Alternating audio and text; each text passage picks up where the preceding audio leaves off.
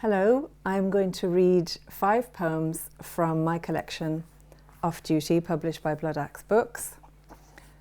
And I'm starting with a poem called Labour, and it's in honour of labouring women. I've done it myself, and I think birth is mismanaged to a desperate degree, and certainly in this country, in Ireland, before abortion became legal, it was a disaster and led to the death of a young woman called Savita Halapanavar in 2012, and the poem is dedicated to her. Labour. Lying on my back because the midwife said, I nearly turned myself inside out like a wrong sock, pushing in a panic. Not till the second baby's time did I clue in to gravity, the anarchic success of stride and swing. I was biddable until they began to wheedle me with talk of an episiotomy, to scold and wither when I refused the knife.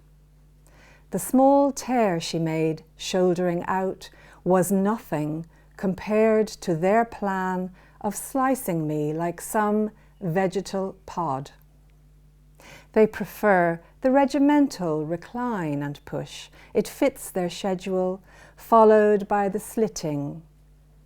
And after, the ward too busy for the breast, whispering to our insecurities, just use the bottle. Tell us when and how it suits the hospital to do our work. Lay us down so you can see and we can't push.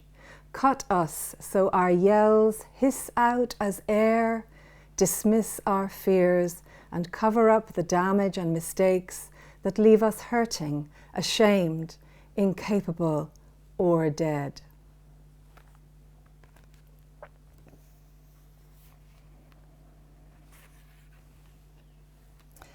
So many of the poems in this collection are about my husband Stephen, who suffered from throat cancer for many years, and this one is called Dino Rod, a domestic scene.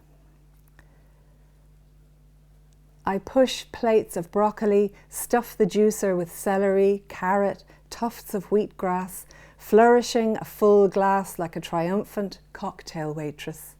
He is dismissive, too busy getting the shakes from B17 doses, clearing mucus, and I wonder if this is just the on-off cold we've endured all winter, or signs of worse.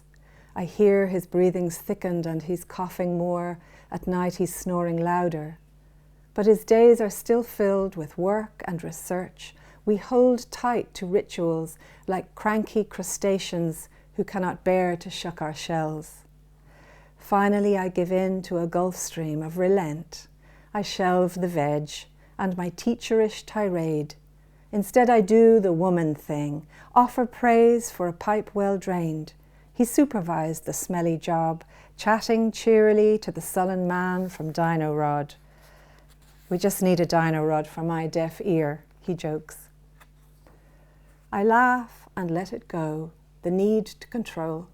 I let the after all so humdrum idea of his death sneak closer and warm itself like a stray at the hearth.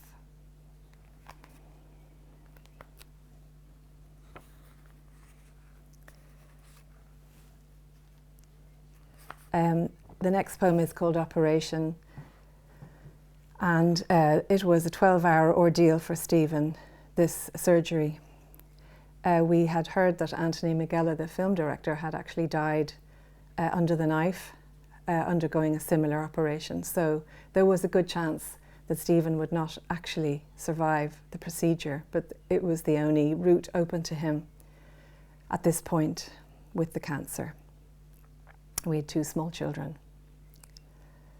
Operation. In the hospital, gowned in gauzy cloth, he is prepped. His limbs so thin, his head bursting with the tumour, with knowing that wrestling the thing out may kill him. All day the cutters and stitchers are at work, slicing from lip to clavicle, sawing bone, careful not to snick an artery, gouging a flap from his thigh to patch the gap where the tumour hid thriving in its secret lair. When it's out and they have fixed the jaw with a steel plate, riveted the long L shape of the wound, he lies arrayed with tubes and drains. He floats in the shallows of the anesthetic, his breath echoing eerily from the hole in his throat, his face utterly still. The night before the operation, he read Peter Pan to our children. And in the morning, he surrendered, waving from the trolley, as if to clutch a last particle of the life we figured for him, as if to let it fall.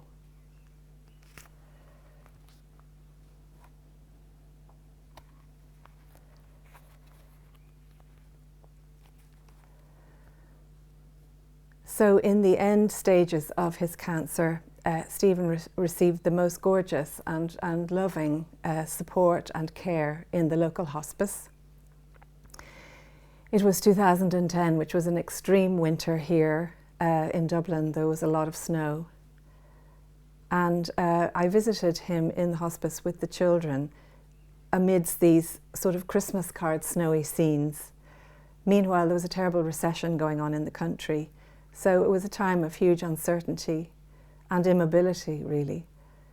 But just at that point when we were wondering, what will we talk about? What can we do for this man who's in his final stretch?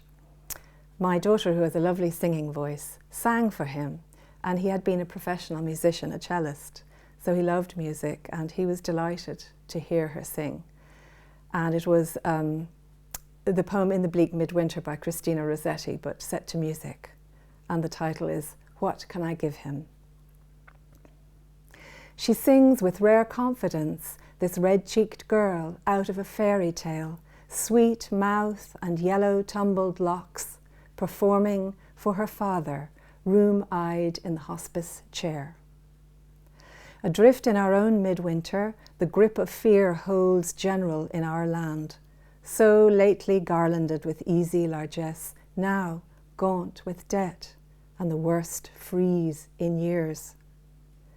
In this place of death, where his room is empty of all he has been forced to shed, and he is simply grateful for each breath, we have this lift, our shy daughter ablaze in song, and he sits easy, at last a gift he can receive.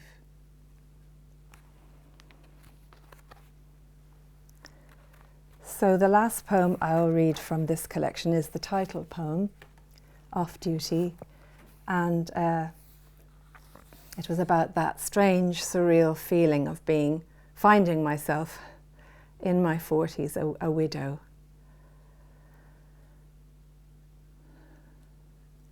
Off duty. Is my face just right?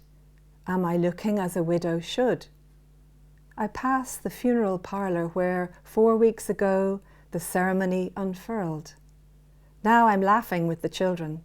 The director of the solemn place is lolling out front, sucking on a cigarette. We exchange hellos, and I blush, remembering how I still haven't paid the bill, how I nearly left that day with someone else's flowers.